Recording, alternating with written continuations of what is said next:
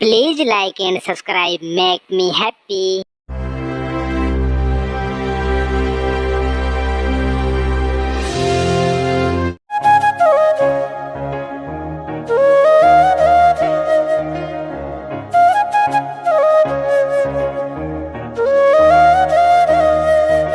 टुनटुनी का रंग काला था, लेकिन स्वभाव बहुत ही अच्छा था। वो पढ़ी लिखी तो थी ही और घर के सारे काम काज भी जानती थी।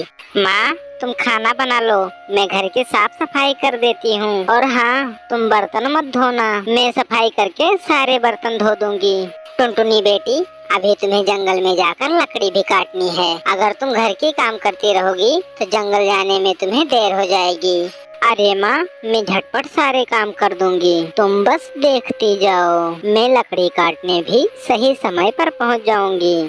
टोनी चिड़िया के माता पिता की आर्थिक स्थिति सही नहीं थी। ऐसे में टुनटुनी चिड़िया लकड़ी काट कर बेचती थी। उससे वो जो पैसे कमाती वो अपने माता पिता के घर के खर्चों में मदद करती थी। फिर एक दिन टुनटुनी की माँ, टुनटुनी हमें हर महीने घर खर्च के लिए पैसे देती है, भगवान ऐसी बेटी सबको दे। आप सही कह रहे हैं टुनटुनी के पापा, लेकिन अब हमें टुनटुनी के शादी के लिए कोई अच्छा सा चिड़ा देखना होगा। लेकिन हमारी बेटी का रंग देखकर कौन अपने घर की बहू बनाएगा? टुनटुनी के पापा, हमारी बेटी बहुत गुणगान है, जिस घर में जाएगी वहाँ सबको खुश रखेगी। लेकिन उसकी शादी करने के लिए हमें बहुत सारा दहेज देना होगा। हमारी बेटी का काला रंग देखकर बिना मोटा दहेज दिए बिना कोई भी इससे शादी नहीं करेगा। आप इसकी चिंता मत कीजिए, हमारा भाई बंटी कबूतर टुनटुनी के शादी के लिए हमारी मदद जरूर करेगा। आप बस अच्छा सा चिड़ा देखिए। प्यारे दोस्तों, क्या आपने मुझे सब्सक्राइब कर लिया है? और बेल आइकन को दबाना बिल्कुल न भूलिएगा। अगले दिन बंटी कबूतर रामलाल सेठ को अपने साथ लेकर आता है। जी, आप कौन? अरे जीजा जी, ये सेठ जी अपने बेटे के लिए अच्छी और पढ़ी लिखी चिड़िया ढूंढ रहे हैं।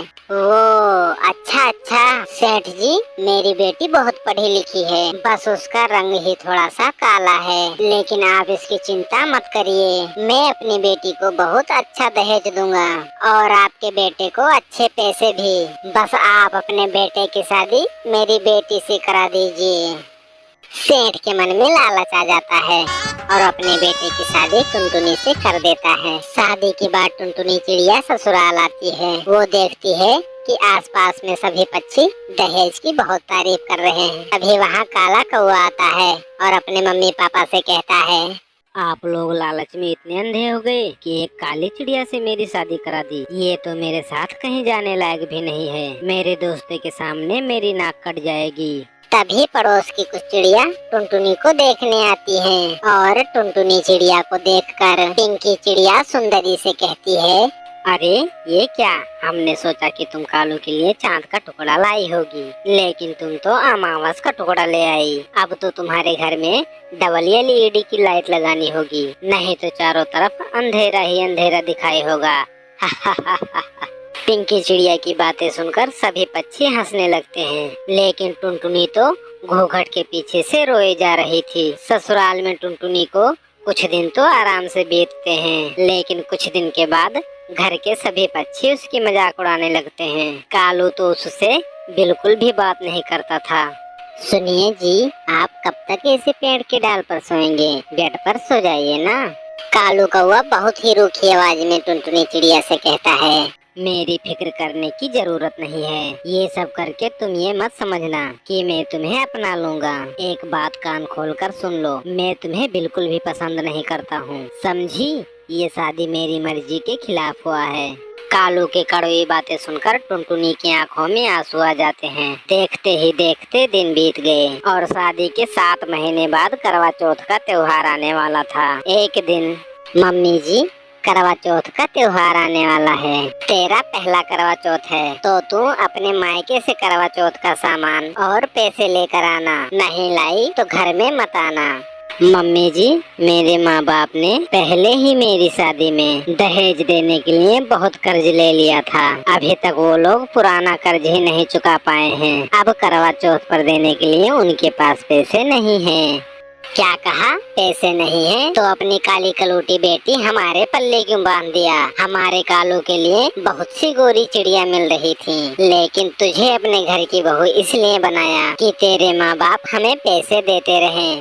माँ जी, मेरे माता पिता आपको बार बार पैसे नहीं दे सकते हैं। अगर आपकी इजाजत हो तो मैं लकड़ी काटने का काम फिर से शुरू कर देती हूँ। उसकी सारी पैसे आपके हाथ में रख दूंगी। हाँ हाँ, ताकि सारे पड़ोसी पक्षियों को पता चल जाए कि हमारे घर में टुनटुनी घर की और बाहर की सारा काम करती है। और वैसे भी तू लकड़ी काटेगी तो घर का सारा काम कौन संभालेगा? जा अपने माँ बाप को फोन कर और बोल करवा चौथ का सामान भेजवाएं। बड़ी आई लकड़ी काटने वाली।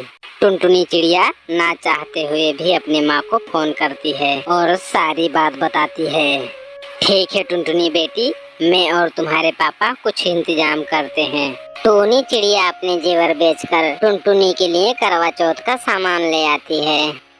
एक दिन पहले, माँ जी मुझे आज पार्लर जाना है। क्यों? तुझे क्या करवाना है? तू अपने चेहरे पर कुछ भी करवा ले, कोई फर्क नहीं पड़ेगा। चेहरे पर कुछ नहीं करवाना है माँ जी, मुझे मेहंदी लगवानी है। करवा चौथ जो है। अरे तेरे हाथों में तो मेहंदी का डिजाइन कुछ पता ही नहीं चलेगा, दोनों रंग काला ही है।